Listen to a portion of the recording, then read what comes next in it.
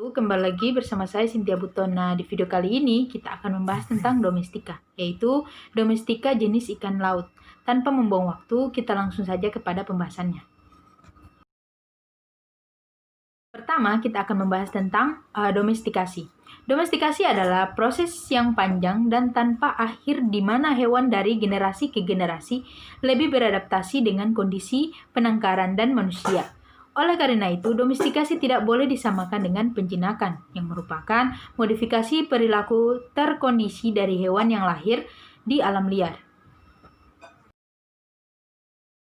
Pada slide selanjutnya yaitu tentang domestikasi di darat. Yang pertama yaitu populasi hewan. Domestikasi di darat dimulai sekitar 2000 tahun yang lalu. Selama ribuan tahun, populasi hewan dimodifikasi oleh manusia dan terjadi perubahan perilaku, fisiologi, dan morfologi. Selanjutnya yaitu program pemulihan modern, yaitu pada awal abad ke-20, program pemulihan modern dimulai yang mengarah pada perubahan dramatis dalam produktivitas, misalnya meningkatkan kecepatan bertelur untuk ayam petelur atau meningkatkan resio konservasi pakan, hasil daging, dan laju pertumbuhan ayam broiler. Selanjutnya yaitu berbeda genetik.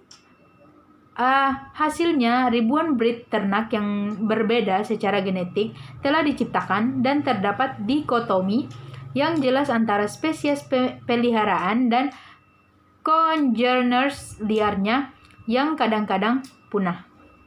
Itu domestikasi hewan air. Yang pertama, fenomena baru. Domestikasi hewan air merupakan fenomena baru kecuali beberapa spesies seperti ikan mas, Cyprinus carpio, dan ikan mas Carassius auratus. Sebagian besar pertanian telah dimulai pada abad yang lalu. Yang kedua yaitu industri aquacultur global. Diperkirakan bahwa 90% dari industri aquacultur global didasarkan pada sediaan yang dibudidayakan secara liar, tidak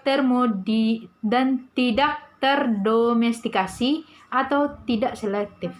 Yang ketiga yaitu produksi aquacultur. Sebaliknya, kurang dari 10% produksi aquacultur berasal dari stok pertanian yang dibudidayakan secara selektif.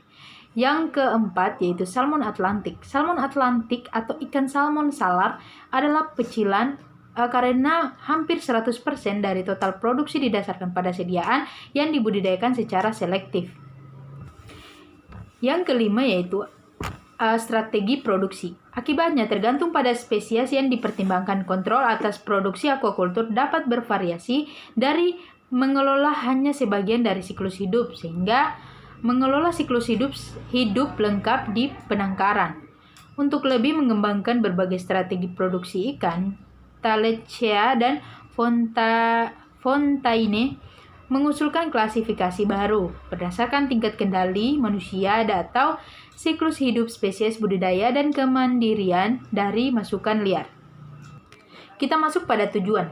Tujuan utama dari studi ini adalah untuk menganalisis evolusi produksi perikanan budidaya spesies ikan laut sejak tahun 1950 sekaligus memperbarui jumlah spesies per tingkat domestikasi sejak tahun 2009.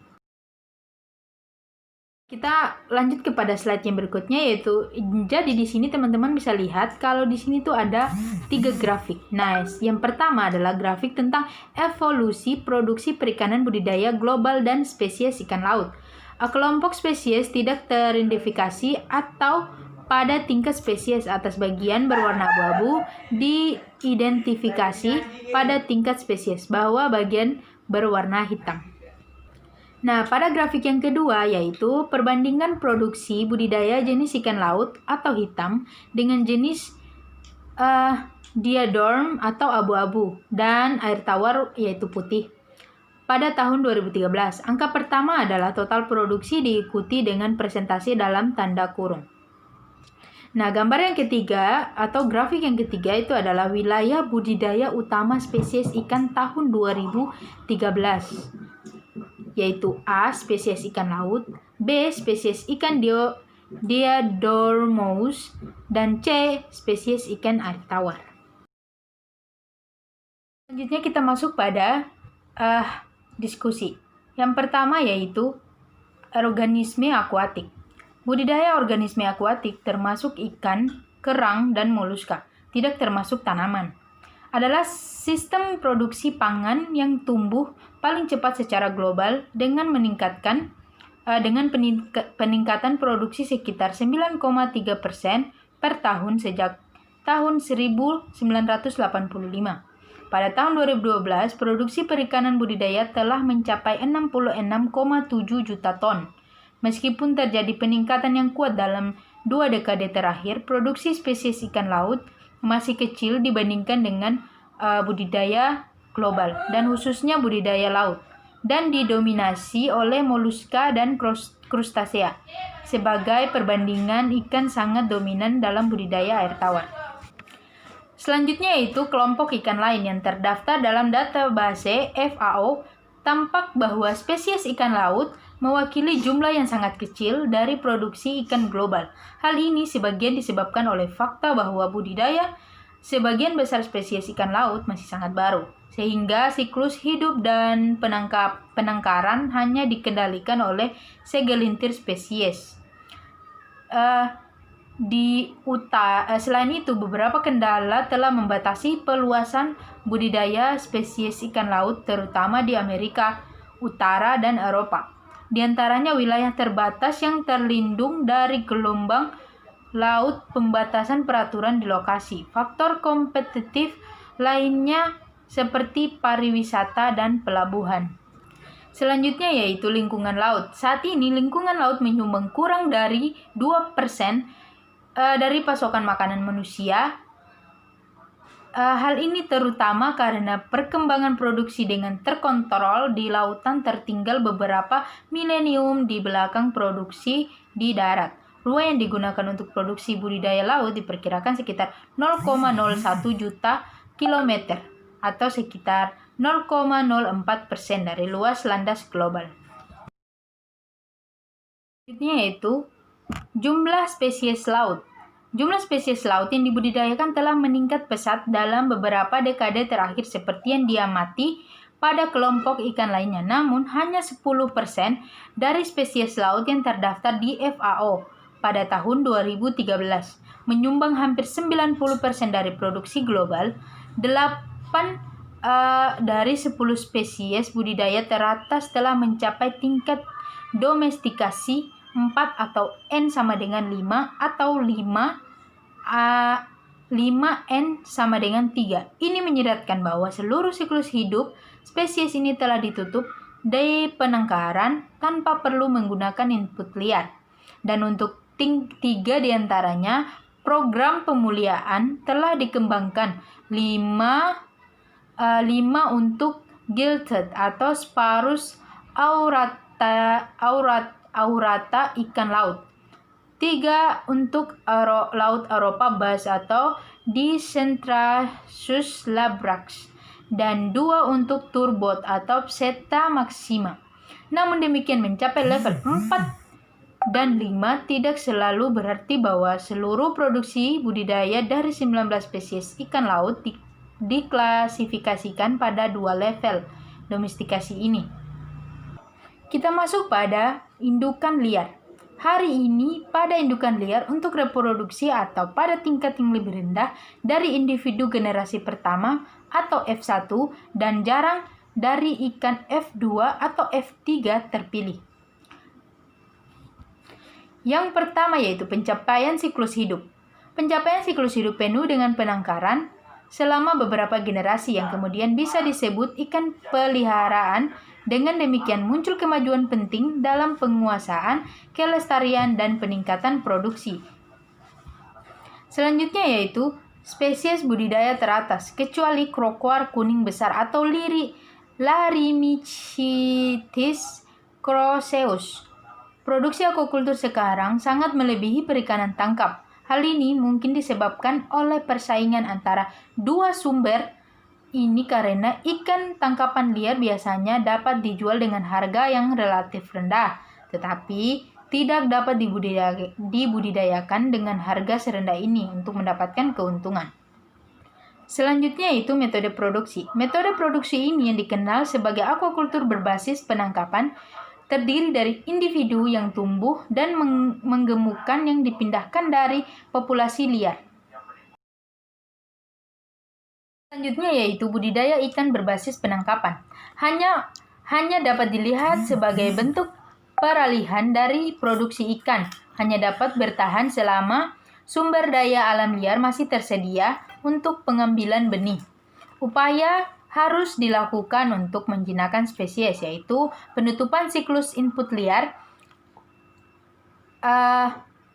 penutupan siklus hidup di penangkaran untuk memungkinkan produksi yang dapat diandalkan tidak bergantung pada input liar, dan kemudian meningkatkan sifat-sifat yang diinginkan melalui pemulihan selektif. Sepertiga spesies laut yang terdaftar di FAO pada tahun 2013 tidak lagi diproduksi dan 50% lebih memiliki produksi kurang dari 1.000 ton. Hampir semua spesies dengan produksi lebih rendah dari 1.000 ton memiliki tingkat domestikasi antara 1 dan 3 lampiran. Ini menyoroti bahwa untuk sebagian besar spesies, pertanian terkait dengan satu atau dua beberapa percobaan aquaculture sebelum ditinggalkan. Alasan utama mengapa banyak upaya dengan spesies baru gagal adalah bahwa upaya prematur untuk mengembangkan perusahaan industri didasarkan pada spekulasi yang terlalu optimis tentang permintaan pasar, bukan pada pengetahuan biologi dan teknis dan informasi yang memadai tentang kelayakan ekonomi. Selanjutnya yaitu budidaya ikan berbasis penangkapan. Hanya dapat dilihat sebagai bentuk peralihan dari produksi ikan.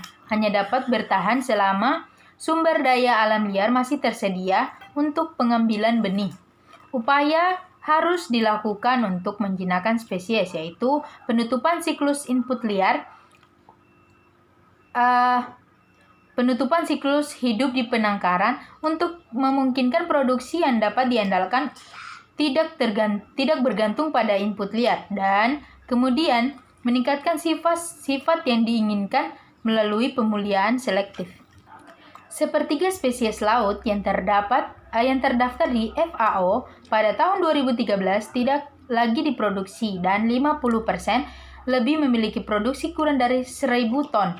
Hampir semua spesies dengan produksi lebih rendah dari 1.000 ton memiliki tingkat domestikasi antara 1 dan 3 lampiran. Ini menyoroti bahwa untuk sebagian besar spesies, pertanian terkait dengan satu atau dua beberapa percobaan aquaculture sebelum ditinggalkan. Alasan utama mengapa banyak upaya dengan spesies baru gagal adalah bahwa upaya prematur untuk mengembangkan perusahaan industri didasarkan pada spekulasi yang terlalu optimis tentang permintaan pasar, bukan pada pengetahuan biologi dan teknis dan informasi yang memadai tentang kelayakan ekonomi. Saat ini kita akan membahas tentang kesimpulan, konflik kepentingan, dan lampiran. Yang pertama, kesimpulan. Dibandingkan dengan domestikasi hewan darat, domestikasi hewan air, dan khususnya spesies ikan laut merupakan fenomena terkini. Budidaya ikan baru dimulai beberapa dekade yang lalu, dan saat ini hanya sedikit spesies yang dapat dibudidayakan. Sebaliknya, untuk banyak spesies pertanian hanya dilakukan beberapa tahun sebelum dihentikan. Pertumbuhan masa depan dan berkelanjutan budidaya laut sebagian akan bergantung pada kemampuan kita dan menjinakkannya, yaitu mengontrol siklus hidup di penangkaran dari spesies yang saat ini dibudidayakan baru. Selanjutnya kita masuk pada konflik kepentingan, yaitu di sini tidak ada yang menyatakan tidak ada konflik kepentingan ya. Yang terakhir yaitu lampiran. Tingkat domestikasi spesies ikan laut yang tercantum dalam laporan FAO 2013 atau N sama dengan 100 spesies, kelompok spesies dikeluarkan, spesies pada daftar untuk pertama kali dicetak tebal atau N sama dengan 17.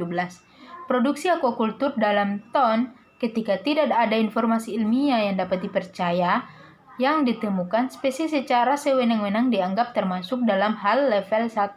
Ketika produksinya kurang dari 5 tahun terus-menerus atau N sama dengan 15, hingga level 2 ketika produksinya antara 5 dan 3 hingga 5 dan hingga 10 tahun berkelanjutan atau N sama dengan 3 dan ke level 3 ketika produksinya lebih besar dari 10 tahun atau N sama dengan 3.